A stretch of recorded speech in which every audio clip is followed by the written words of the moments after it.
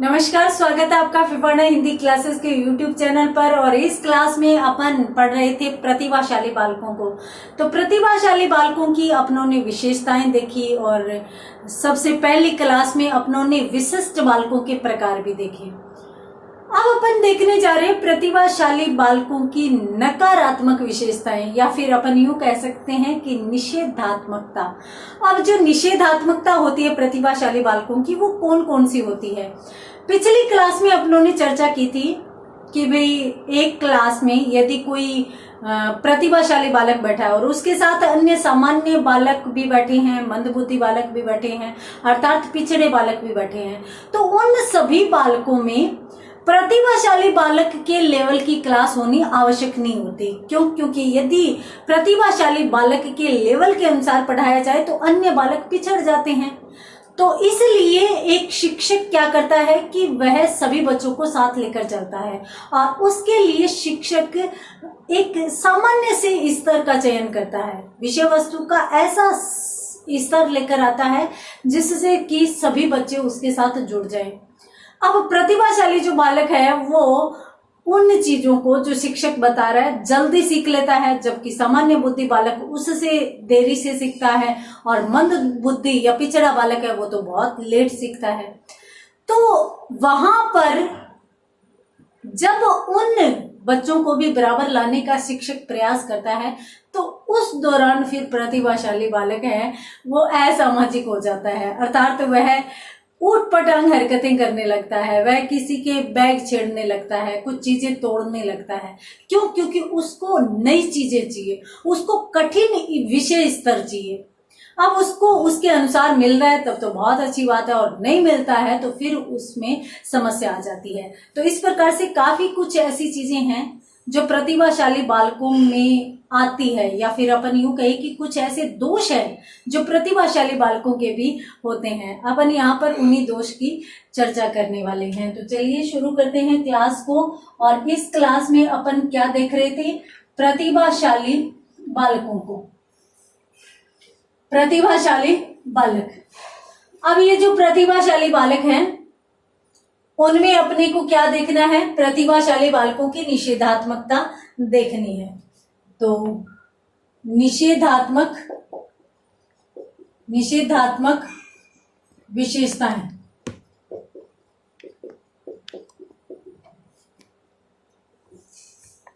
ये अपने को इस क्लास में देखनी है। सबसे पहली बात तो ये जितना लोगों का सम्मान करते हैं, सम्मान वहां करते हैं जहां पर उनको यूं लगता है कि हाँ वो अपने से आगे है, और जिनको ये अपने से बराबर नहीं समझते उनकी ये बहुत जल्दी आलोचना भी शुरू कर देते हैं।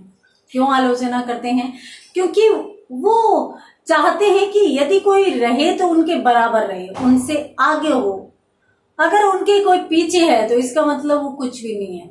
तो इसलिए अपन यहाँ पर कह सकते हैं कि भाई ये जो बालक है वो बहुत जल्दी आलोचना करते हैं, तो दूसरों की आलोचना करते हैं। अब यहाँ पर आप ये सोच रहे होंगे कि पिछली क्लास में तो मैंने लिखाया था कि वे दूसरों का सम्मान करते हैं। जी हाँ, करते हैं, अपने शिक्षकों का करते हैं। विद्यालय कक्ष जो होता है या विद्यालय का जो वातावरण होता है उसमें वो अन्य शिक्षकों या बड़ों का सम्मान करते हैं, अपने घर पर माता पिता का सम्मान करते हैं, परंतु वहीं पर सम्मान करते हैं जहां पर उनको यूं लगता है कि हाँ वो हमसे आगे है, उनका हमें सम्मान करना चाहिए। जहां पर भी उन्हें लगता है कि वो आपसे पीछे है वहां पर वो आलोचना शुरू कर देते हैं। यहां तक कि कुछ बच्चे तो ऐसे प्रतिभाशाली बालक होते हैं जो अपने से पीछे वालों से बात तक नहीं करते। तो अपन यहाँ पर यूं कह सकते हैं कि दूसरों की आलोचना करना। तो ये बच्चे क्या करते हैं? दूसरों की आलोचना करते हैं। उसके बाद यदि अपन बात करें तो ये ईर्ष्यालु होते हैं। ईर्ष्यालु होते हैं, अगर इनसे कोई आगे जाए तो इन्हें बड़ी जलन होती है, ईर्ष्या होती है। तो इसलिए अपन कह सकते हैं कि ये ईर्ष्यालु होते हैं। साथ साथ ये स्वार्थी भी होते हैं, स्वार्थी होते हैं और अधिमानी होते हैं। प्रतिभाशाली बालक कभी सहन नहीं कर पाएगा कि उससे कोई बच्चा आगे निकले, आगे जाए। हाँ, यदि कोई अन्य बच्चे हैं, जैसे सामान्य बालक है, तो उससे कोई आगे चला जाता है, उसको इतना ज्यादा ईर्ष्या नहीं होती, इतनी ज्यादा ईर्ष्या नहीं होती जितनी प्रतिभाशाली बालकों की। ये अपने स्वार्थों की पूर्ति में सदैव तत्पर रहते हैं। क्यों? क्योंकि इन्हें वो चीज चाहिए जो उन्हें आवश्यकता लगे, या फिर अपन यूं कह सकते हैं कि ये सदैव उस चीज को पाने के लिए तत्पर रहते हैं जहां पर उन्हें लगता है कि वो उनके लिए है।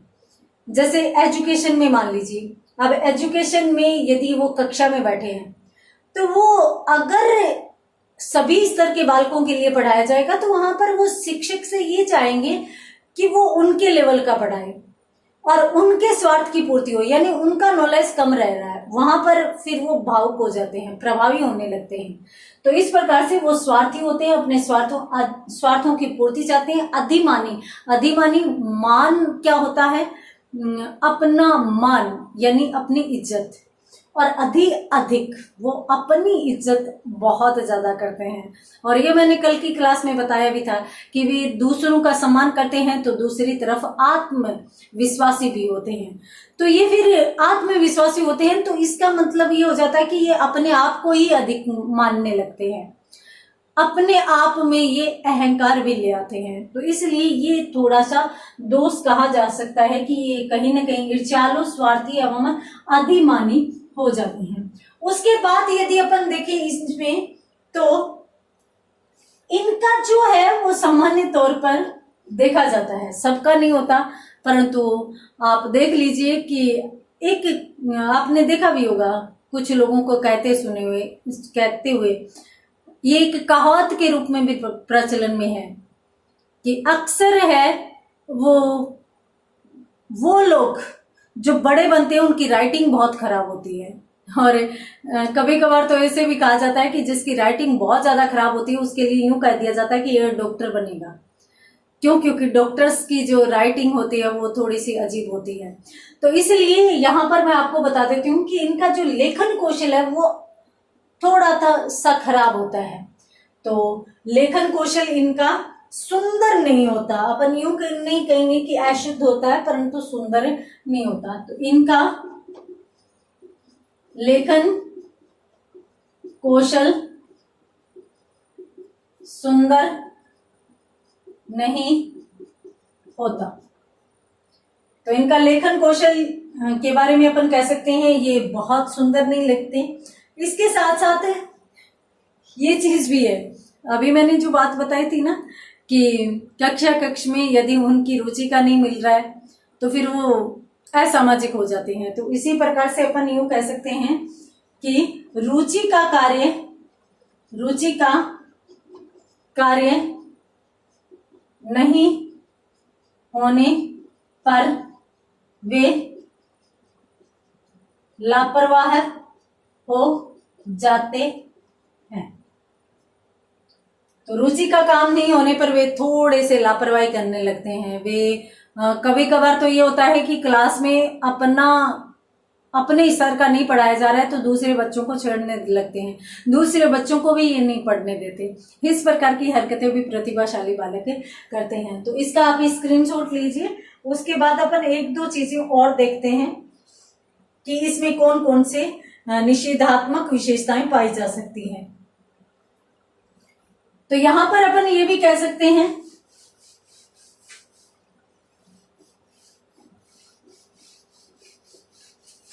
इसके अंतर्गत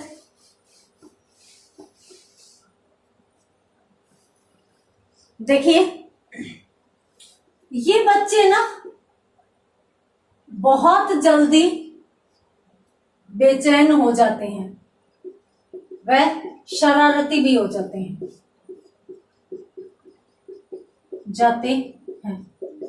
तो ये बेचैन भी बहुत जल्दी होते हैं, साथ साथ शरारती भी बहुत जल्दी होते हैं। बेचैन का मतलब है कि ये अव्यवस्था के प्रति बेचैनी का अनुभव करने लगते हैं, और बेचैनी का अनुभव करने लगते हैं तो ये दूसरे बच्चों के साथ शरारत भी करने लगते हैं। हाँ, ये भी होता है, ये भी देखने में आया है कि जो भी ऐसे नियम है जो इनको पसंद नहीं आते, जो भी ऐसे सिद्धांत है, तो ये उसके प्रति आवाज भी उठाते हैं, उसके खिलाफ आवाज ये उठाने लगते हैं। तो यहाँ पर ये अपन यूं कह सकते हैं कि ये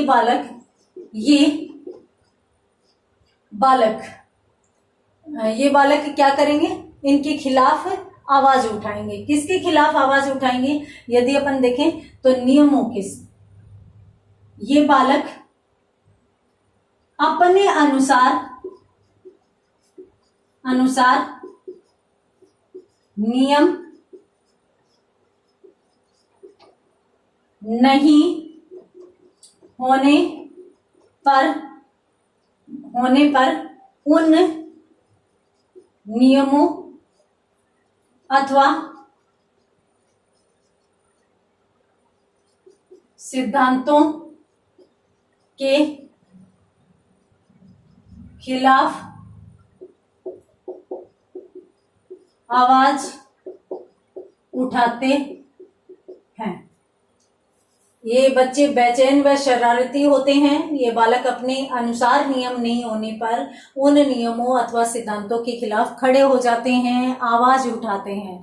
तो इसका भी स्क्रीनशॉट लीजिए। और इसी के साथ अपनों ने प्रतिभाशाली बालक की जो निषेधात्मक विशेषताएं हैं उनका अध्ययन किया। उसके बाद अपन बात करते हैं प्रतिभाशाली बालकों की शिक्षा व्यवस्था किस प्रकार से की जानी चाहिए।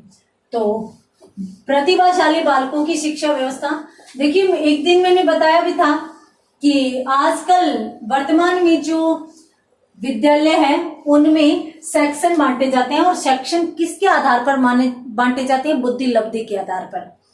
तो बच्चों का बाकायदा मूल्यांकन किया जाता है, और मूल्यांकन में जो बच्चे बहुत अच्छे रहते हैं उनको ए सेक्शन में, उससे कम बी, उससे कम सी, इस प्रकार से सेक्शन में बांट दिया जाता है, ताकि जो प्रतिभाशाली बालक है उनको उनके लेवल के अनुसार मिल सके, जो सामान्य बालक है उनको उनके लेवल के अनुसार, और निम्न स्तर के बालक या मंद बुद्धि या पिछड़े बालक हैं तो उनको उनके लेवल के अनुसार मैटर मिल सके।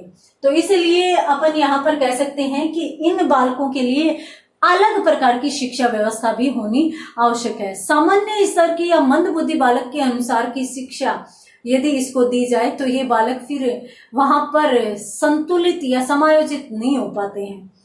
तो बहुत से विद्वान हैं जिन्होंने इनकी शिक्षा व्यवस्था करने के लिए अनेक प्रकार के सुझाव दिए हैं। तो यहाँ पर अपन उन्हीं चीजों को देखेंगे कि भी प्रतिभाशाली बालकों की शिक्षा व्यवस्था में किस प्रकार का बदलाव करना चाहिए या किस प्रकार की शिक्षा व्यवस्था इनकी की जानी चाहिए।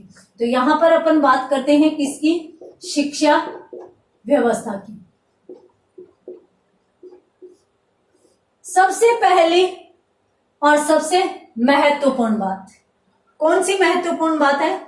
देखिए, दो विद्वान थे, मेयर्स व विटकिन नामक मनोवैज्ञानिकों के अनुसार।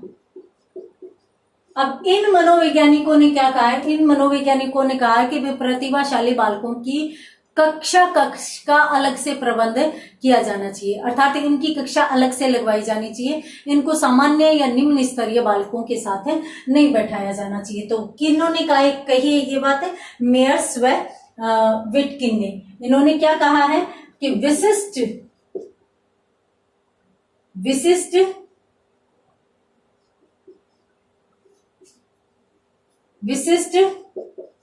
शिक्षा का प्रबंध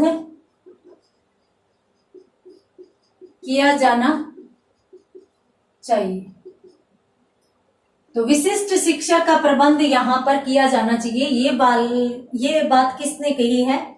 विशिष्ट शिक्षा, अपन यूं भी कह सकते हैं यहाँ पर विशिष्ट कक्षा, विशिष्ट शिक्षा हो, विशिष्ट कक्षा हो। सामान्यतः विशिष्ट कक्षा की यानी अलग से कक्षा कक्ष की सुविधा की जानी चाहिए, या फिर अपन यूं कहें कि प्रतिभाशाली बालकों को अलग से बैठाया जाना चाहिए। उसके बाद यदि अपन बात करें तो सामान्य रूप से कक्षोन्नति, सामान्य रूप से कक्षोन्नति का क्या मतलब होता है कि सामान्य रूप से उनकी कक्षागत उन्नति करवाई जानी चाहिए। ये नहीं है कि अब इस प्रकार के बच्चे ना वो ये भी डिमांड करते हैं, जैसे कुछ बच्चे ऐसे होते हैं बहुत ज्यादा प्रतिभाशाली और खास तौर से प्रतिभाशाली और शिक्षा में रुचि, तो फिर वो तो क्या करते हैं कि बहुत जल्दी सिलेबस कंप्लीट कर लेते हैं। तो फिर उन्हें यूं लगता है कि अब उन्हें इस कक्षा में नहीं रहना चाहिए। उस कक्षा के सिलेबस को जब वे पूरा कर लेते हैं तो वो चाहते हैं कि उन्हें कुछ नया मिले, तो इसलिए वो चाहते हैं कि उनकी सामान्य रूप से जब वो एक चीज सीख जाए तब उन्हें दूसरी मिलनी चाहिए, अर्थात कक्षागत उन्नति उनकी निरंतर होती रहनी चाहिए। यहाँ पर मैं आपको बता देती हूँ कि कुछ ऐसे प्रतिभाशाली बालकों के भी उदाहरण देखने को मिलते हैं जो एक साल में एक कक्षा का विरोध करते हैं, क्योंकि वो बहुत जल्दी सिलेबस कंप्लीट कर लेते हैं और फिर वो चाहते हैं कि उन्हें अगली कक्षा का या नया पैटर्न दिया जाए, नया सिलेबस दिया जाए। तो ये भी इनकी एक महत्वपूर्ण विशेषता है। तो इसलिए कहा जा सकता है कि इनसे भी इनके लिए सामान्य रूप से कक्षोन्नति भी करवाई जानी चाहिए। तो जल्दी से स्क्रीनशॉट लीजिए, उसके बाद बढ़ते हैं अपन आगे। इनका पाठ्यक्रम भी इन्हीं की मानसिकता के अनुसार निर्धारित किया जाना चाहिए। मानसिकता का मतलब इनकी बुद्धि लब्धि के अनुसार। इनका पाठ्यक्रम इतना ज्यादा सामान्य व सरल नहीं होना चाहिए कि ये उसमें अरुचि महसूस करने लगे, ये उसमें नीरसता महसूस करने लगे। तो इनका पाठ्यक्रम एक तो विशिष्ट होना चाहिए, एक थोड़ा सा उसका कठिनता स्तर अच्छा होना चाहिए, एक उनका पाठ्य स्तर या पाठ्यक्रम है वो विस्तृत होना चाहिए। सीमित पाठ्यक्रम है तो वही बात हो जाती है कि वो बहुत जल्दी कंप्लीट कर लेते हैं, फिर उनको समस्या आती है। तो यहाँ पर जो आवश्यकता रहती है वो इस बात की रहती है कि इन बालकों का पाठ्यक्रम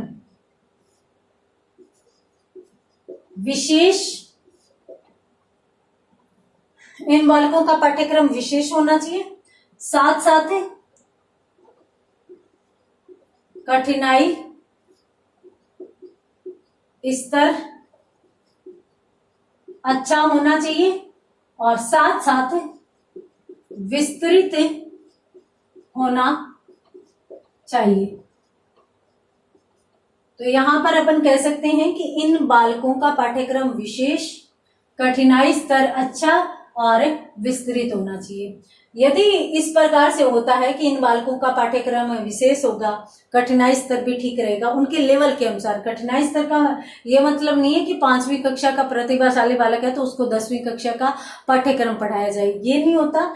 ये है कि उनकी 5वीं कक्षा का जो बालक है उसको 5वीं कक्षा के अनुसार ही थोड़ी सी क्लिष्टता पाठ्यक्रम में दी जानी चाहिए, विस्तृत होना चाहिए ताकि वो जल्दी से कंप्लीट न कर पाए और वो उसे पढ़ते रहे। तो आगे अपन बात करते हैं अगली शिक्षा व्यवस्था में विशेषताओं की। तो देखिए इनके लिए है वो जो संवर्धन कार्यक्रम है, संवर्धन कार्यक्रमों का आयोजन किया जाना चाहिए। तो संवर्धन कार्यक्रमों का मतलब हुआ कि इनके लिए इस प्रकार के कार्यक्रमों का आयोजन किया जाए कि जिससे इनका विकास होता रहे। कार्यक्रमों का मतलब है कि पाठ्य सहगामी क्रियाएं, जैसे एक शिक्षण सत्र है तो उस शिक्षण सत्र के दौरान अनेक प्रकार की प्रतियोगिताएं, और प्रतियोगिताओं में किसी भी प्रकार की वे प्रतियोगिताएं शामिल की जा सकती हैं जिनमें बालक की रुचि हो। तो प्रतिभाशाली बालक की रुचि के अनुसार ऐसी प्रतियोगिताएं आयोजित की जाए जिससे वो उनमें हिस्सा ले सके। तो कुछ उनका उसकी तरफ ध्यान जाएगा, कुछ वो पाठ्यक्रम में रहेंगे। तो इस प्रकार से उनका थोड़ा सा है वो मस्तिष्क का विकास भी अच्छा होगा और साथ साथ वो पाठ्यक्रम को बहुत जल्दी कंप्लीट करके उसमें नीरसता को नहीं लेकर आएंगे। तो यहाँ पर अपन यूं कह सकते हैं कि संवर्धन कार्यक्रम में संवर्धन का मतलब होता है कि बढ़ोतरी, यानी इन बालकों के और अधिक विकास के लिए भी कार्यक्रमों का आयोजन किया जाना चाहिए। और अधिक विकास के लिए अपन किन चीजों को मान सकते हैं? देखिए, अपनों ने देखा होगा कि काफी बार सेमिनार आयोजित किए जाते हैं, और सेमिनार जब आयोजित किए जाते हैं तो उनमें जो भी सेमिनार होते हैं उनमें ऐसा किया जाता है कि इस प्रकार के लोगों को आमंत्रित किया जाए जिससे उन बालकों को कुछ न कुछ अच्छा सीखने के लिए मिले। तो यदि इस प्रकार की व्यवस्था की जा रही है तो वो बालक निरंतर अपना विकास करते जाएंगे। तो जल्दी से स्क्रीनशॉट लीजिए, उसके बाद अपन बात करते हैं आगे कुछ चीजें और भी हो सकती हैं जिनमें अपन देख सकते हैं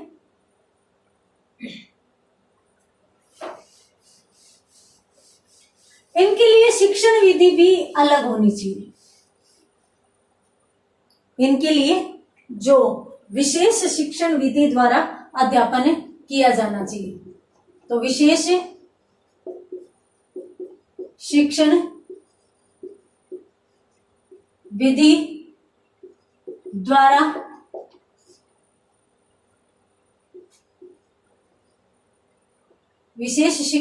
द्वारा अध्यापन किया जाना चाहिए। तो अपन कह सकते हैं कि कोई विशेष शिक्षण विधि द्वारा अध्यापन किया जाए जिससे वो आसानी से उस पाठ्यक्रम में रुचि भी ले सके और उसका कठिनाई स्तर भी बना रहे। जैसे अपन कह सकते हैं कि अनुसंधान विधि हो सकती है, अनुसंधान विधि, प्रयोजना विधि भी इसके अंतर्गत शामिल की जा सकती है। तो प्रयोजना विधि, तो अनुसंधान विधि और प्रयोजना विधि इसके अंतर्गत आ सकती है। उसके बाद यदि अपन बात करें तो देखिए,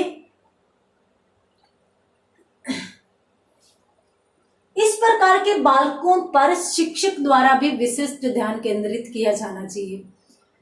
ये विशेष ध्यान चाहते भी हैं, ये चाहते हैं कि उनको शिक्षक नोटिस करे, उन पर ध्यान दे, उनके साथ बात करें।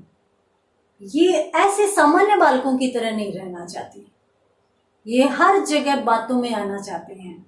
तो इसलिए अपन यूं कह सकते हैं कि शिक्षक है वो बालकों पर विशेष तौर पर ध्यान दे। तो यहां पर अपन शिक्षक इन बालकों पर व्यक्तिगत रूप से ध्यान दे। तो शिक्षक इन बालकों पर व्यक्तिगत रूप से भी ध्यान दे ताकि उनको ये एहसास नहीं हो कि उन्हें इंपॉर्टेंस नहीं दी जा रही है, उनको महत्व नहीं दिया जा रहा है, उनको उनके लेवल की चीजें नहीं बताई जा रही है। तो इसका भी स्क्रीनशॉट लीजिए, उसके बाद अपन बात करते हैं आगे। देखिए, इनके सामने जिस शिक्षक को खड़ा किया जाए वो योग्य हो एवं प्रशिक्षित हो। तो योग्य एवं प्रशिक्षित अध्यापकों द्वारा ही अपन कह सकते हैं कि योग्य एवं प्रशिक्षित अध्यापकों द्वारा ही शिक्षण करवाया जाना चाहिए। तो योग्य एवं प्रशिक्षित शिक्षक यदि उनके सामने खड़े होंगे तो वो कंफर्टेबल रहेंगे। अगर ऐसे ही किसी को खड़ा कर दिया तो ये बालक आलोचना करते भी टाइम नहीं लगाते। अभी अपनों ने इनकी निषेधात्मक विशेषताएं भी देखी है, तो इस प्रकार से ये आलोचना भी कर सकते हैं। तो अपने को इनके संबंध में योग्य व प्रशिक्षित अध्यापकों की नियुक्ति की जानी चाहिए। इसके साथ साथ अपन यूं कह सकते हैं कि कुछ मनोवैज्ञानिक ये मानते हैं, कुछ मनोवैज्ञानिकों के अनुसार, कुछ मनोवैज्ञानिक ये कहते हैं कि भाई इनको इतना भी अकेला मत छोड़ो, यानी सारे के सारे प्रतिभाशाली बालक ही एक कक्षा में न आए, उनको सामान्य बालकों के साथ भी पढ़ाओ। और ये क्यों आवश्यक है? समायोजन के लिए, क्योंकि यदि बालक जो चाह रहा है वो मिल रहा है तो वो फिर असामाजिक हो जाएगा, वो संतुलित नहीं रहेगा। तो इसके लिए आवश्यक क्या है? इसके लिए आवश्यक है कि बालकों को सामान्य तौर पर सामान्य बालकों के साथ बैठाया जाना चाहिए, ताकि उन्हें सामंजस्य एवं किस प्रकार से संतुलन की व्यवस्था की जाती है उन चीजों के बारे में भी ज्ञान हो। तो कुछ मनोवैज्ञानिकों के अनुसार सामान्य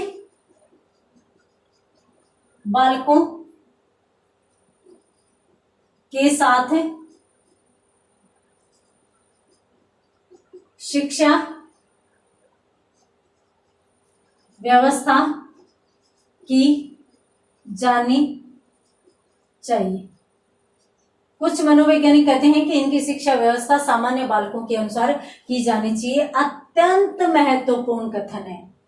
दोनों के दोनों, जो अपनों ने मेयर्स व विटकिन का देखा था, उसमें कहा कि भाई प्रतिभाशाली बालकों के लिए विशिष्ट कक्षा का आयोजन होना चाहिए, तो ये भी महत्वपूर्ण है।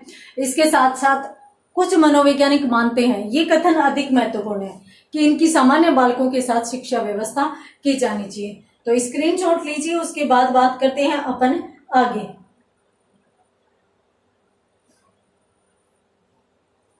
इनके लिए विशिष्ट रूप से अध्ययन की व्यवस्था भी की जानी चाहिए, जैसे वाचनालय हो गया, है ना। जैसे ये बच्चे हैं, वो जब लाइब्रेरी में जाएंगे तो लाइब्रेरी में ये आराम से अध्ययन कर सके। तो अपन यहां पर यूं कह सकते हैं कि इन बालकों के अध्ययन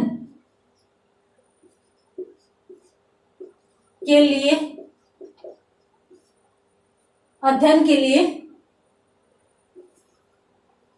विशेष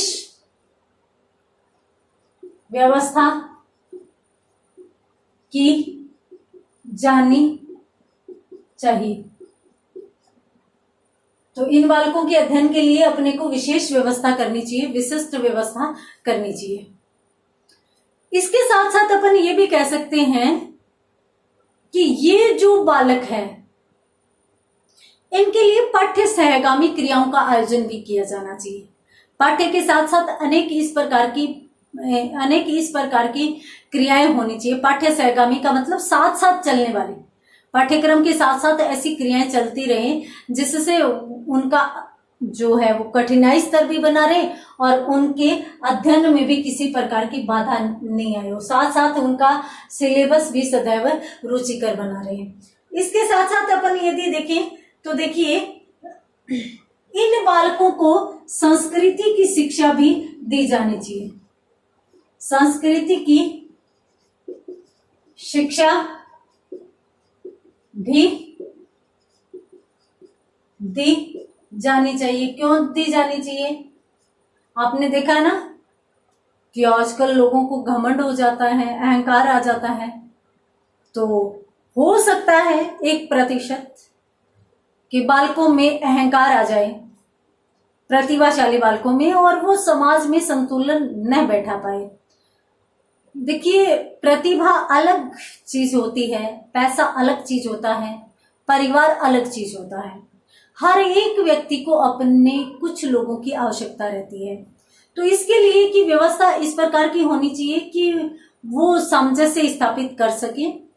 तो उनके लिए अपन संस्कृति की शिक्षा की व्यवस्था भी करें। संस्कृति की शिक्षा की व्यवस्था से ये बालक न तो असामाजिक बनेंगे और साथ साथ उनकी शिक्षा के साथ साथ ये चीजें चलती रहेगी तो उनका रुचि स्तर भी बना रहेगा। इसके साथ साथ यदि अपन बात करें तो देखिए पुस्तकालय सुविधा दी जाए। ये हालांकि मैं आपको बता चुकी हूँ वाचनालय के रूप में कि अध्ययन की विशेष व्यवस्था इनके लिए की जानी चाहिए। तो इन बालकों को पुस्तकालय की सुविधा भी प्रदान की जानी चाहिए। क्यों की जानी चाहिए? ताकि ये अपने अध्ययन में कुछ नई चीजों को भी ऐड कर सके, ये अपने समय अनुसार अलग चीजें पढ़ सके ताकि इनकी पाठ्यक्रम में नीरसता नहीं आए और सहजता बनी रहे। इसके साथ साथ अपन यूं कह सकते हैं कि भी इनके सर्वांगीण विकास पर भी बल दिया जाए। तो अपन कह सकते हैं कि सर्वांगीण विकास पर बल दिया जाए। तो जल्दी से स्क्रीनशॉट लीजिए। 2-3 चीजें और रह जाती है वो भी अपन देख लेते हैं। तो यहाँ पर अपन प्रतिभाशाली बालकों की शिक्षा व्यवस्था देख रहे हैं। इसमें अपन क्या कह सकते हैं कि इनको एक तो समय समय पर प्रोत्साहन दिया जाना चाहिए। और प्रोत्साहन ये नहीं है कि सिर्फ पढ़ने के लिए, क्योंकि शिक्षा में तो इनकी वैसे भी रुचि होती है। तो इनको प्रोत्साहन इसलिए भी दिया जाना चाहिए केवल शिक्षा व्यवस्था के लिए नहीं, कि वो समझ से भी स्थापित करने के योग्य बन सके। तो अपन यूं कह सकते हैं कि इन बालकों को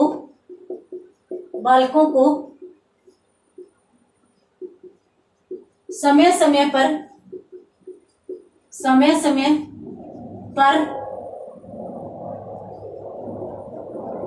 प्रोत्साहन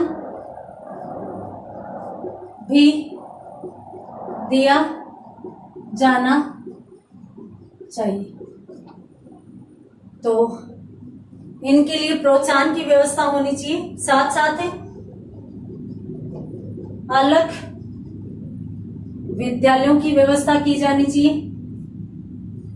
अलग कक्षा की थी, अब अलग विद्यालयों की व्यवस्था की जानी चाहिए। तो अलग विद्यालय हो गए, पहले अलग कक्षा थी अब अलग विद्यालय हो गए। देखिए सामाजिक एवं नैतिक शिक्षा दी जानी चाहिए। तो इन बालकों को सामाजिक एवं नैतिक शिक्षा भी दी जानी चाहिए। अलग विद्यालयों से मतलब है कि आपने देखा होगा कि कुछ विद्यालय जो होते हैं उनमें एडमिशन, पेरेंट्स के इंटरव्यू, बच्चों के इंटरव्यू, साथ साथ बच्चों की एग्जाम लगती है और उसके आधार पर जो बच्चे मार्क्स हासिल करते हैं उनके आधार पर एडमिशन होता है। तो वहां पर परख की जाती है कि प्रतिभाशाली बालकों को अलग विद्यालय में हो गया, बाकी जो अन्य विद्यालय होते हैं उनमें एडमिशन ले लेते हैं। तो जल्दी से स्क्रीनशॉट लीजिए, उसके बाद अपन 1-2 चीजों के बारे में और देख लेते हैं। देखिए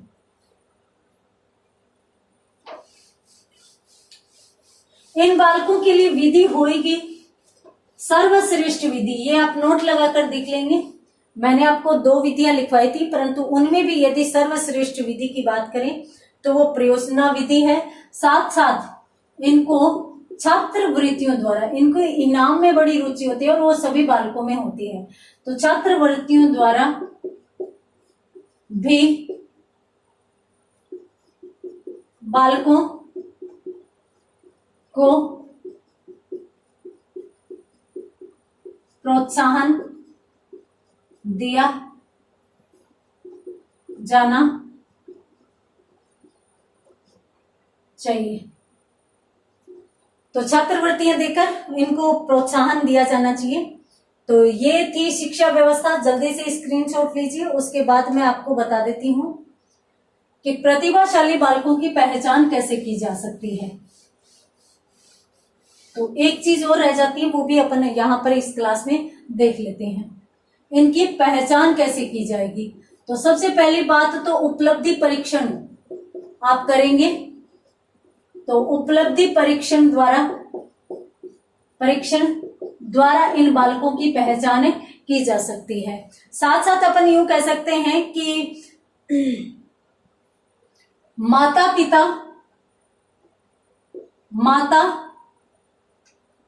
अपन कह सकते हैं कि माता पिता व अध्यापकों की रिपोर्ट के आधार पर, तो माता पिता व अध्यापकों की रिपोर्ट के आधार पर भी इनका पता लगाया जा सकता है। साथ साथ बुद्धि परीक्षण द्वारा भी इन बालकों की पहचान की जा सकती है। साथ साथ अपन यूं कह सकते हैं कि प्रवणता परीक्षा द्वारा भी इनकी पहचान की जा सकती है। तो इस प्रकार से यदि आप चाहते हैं कि प्रतिभाशाली बालकों की पहचान करें, क्योंकि पहचान करेंगे तभी तो उनके लिए अलग शिक्षा की व्यवस्था, अलग कक्षा की व्यवस्था, अलग विद्यालय की व्यवस्था करेंगे, तो अपने को क्या करना है, उनकी उपलब्धि परीक्षण यानी उन्होंने कितना उपलब्ध किया, कितना हासिल किया, वो परीक्षण करेंगे। माता पिता एवं अध्यापकों की रिपोर्ट ले लेंगे तो उस आधार पर भी पता चल जाएगा, और बुद्धि परीक्षण कर लेंगे, प्रवणता परीक्षण कर लेंगे, तो प्रतिभाशाली बालकों की पहचान है वो आसानी से हो सकती है। तो जल्दी से स्क्रीनशॉट लीजिए। यहां पर अपनों ने देखा प्रतिभाशाली बालकों के संबंध में सारी की सारी चीजें अपनों ने देखी। तो प्रतिभाशाली जो बालक होते हैं उनकी पहचान अलग अलग तरीके से होती है। आज की क्लास में अपनों ने कुछ तो निषेधात्मक विशेषताएं देखी प्रतिभाशाली बालकों की, कि कौन सी ऐसी चीजें हैं जो इनके दोष के रूप में आ जाती है या इनमें दोष के रूप में आ जाती है।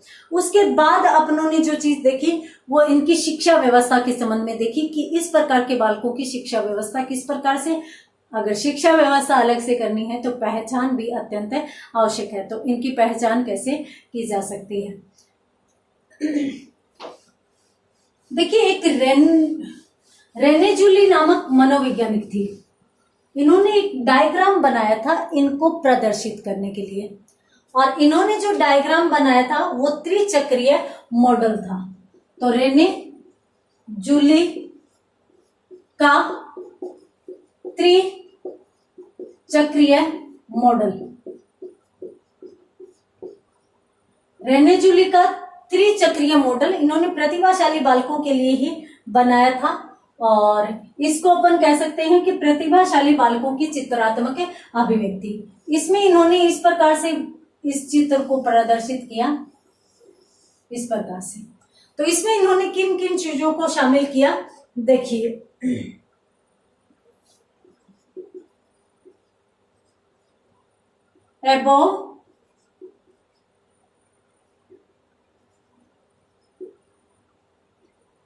above average ability,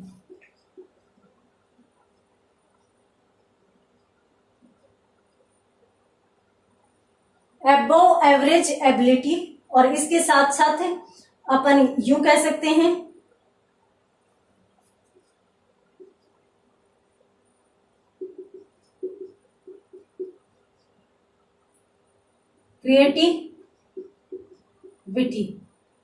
क्रिएटिविटी कह सकते हैं, और इसके साथ साथ अपन यूं कह सकते हैं टास्क। यहां पर अपन देख सकते हैं टास्क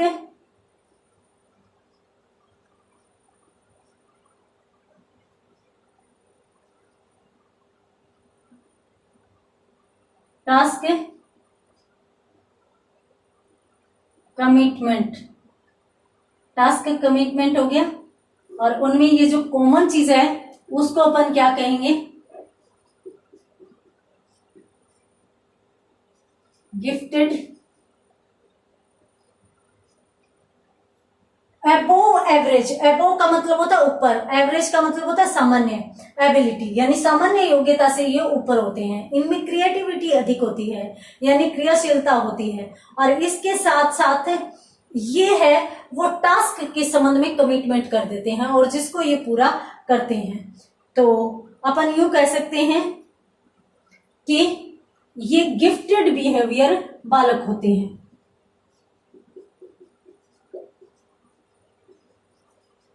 गिफ्टेड बिहेवियर यानी इनका व्यवहार है वो गिफ्टेड ही होता है। तो इस प्रकार से अपन कह सकते हैं कि रेने जूली का त्रिचक्रीय मॉडल होता है, 3 चक्र का मॉडल है, और 3 चक्रों में इन्होंने इनका जो गिफ्टेड बिहेवियर है, या फिर अपन यूं कहें कि प्रतिभाशाली बालकों की महत्वपूर्ण विशेषताएं जो इन्हें गॉड गिफ्टेड के रूप में या गॉड गिफ्ट के रूप में मिली, उसमें अपन क्या कहते हैं, अबव एवरेज एबिलिटी यानी सामान्य योग्यता से ये हमेशा ऊपर होते हैं। इनमें क्रिएटिविटी बहुत अच्छी होती है, और इसके साथ साथ ये टास्क के संबंध में, कार्य के संबंध में कमिटमेंट करते हैं, इसीलिए इनको गिफ्टेड बिहेवियर कहा जाता है। तो जल्दी से स्क्रीनशॉट लीजिए, उसके बाद अपन बात करते हैं आगे। तो यहाँ पर आज की क्लास में अपनों ने प्रतिभाशाली बालकों से संबंधित सभी चीजों का अध्ययन किया। प्रतिभाशाली जो बालक होते हैं वो उनके लिए शिक्षा व्यवस्था किस प्रकार से की जानी चाहिए, उनमें निषेधात्मक व्यवस्था कौन कौन सी पाई जाती है, इसके साथ साथ अपनों ने देखा कि भी इनकी पहचान कैसे की जा सकती है। इसके साथ साथ रेने जूली का अपनों ने त्रिचक्रीय मॉडल भी देखा, और इसी के साथ प्रतिभाशाली बालक यहाँ पर कंप्लीट होते हैं, या फिर प्रतिभाशाली बालकों का विस्तृत अध्ययन यहाँ पर अपनों ने पूर्ण किया है। उसके बाद यदि अपन बात करें तो वो होते हैं पिछड़े बालक। किसे कहेंगे? जो औसत बालकों से, या फिर अपन यूं कह सकते हैं कि सामान्य बालकों से जो पिछड़ जाते हैं, जो पीछे रह जाते हैं, तो उनको अपन पिछड़े बालक कह सकते हैं।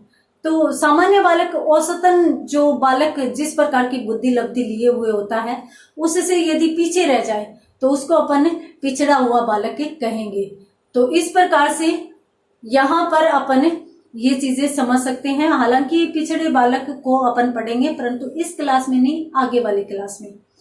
तो आज की क्लास में अपनों ने प्रतिभाशाली बालकों का बहुत अच्छे से अध्ययन किया। उम्मीद करती हूँ कि आपको समझ में आ गया होगा। तो मिलते हैं अगली क्लास में अगले टॉपिक के साथ, तब तक के लिए धन्यवाद।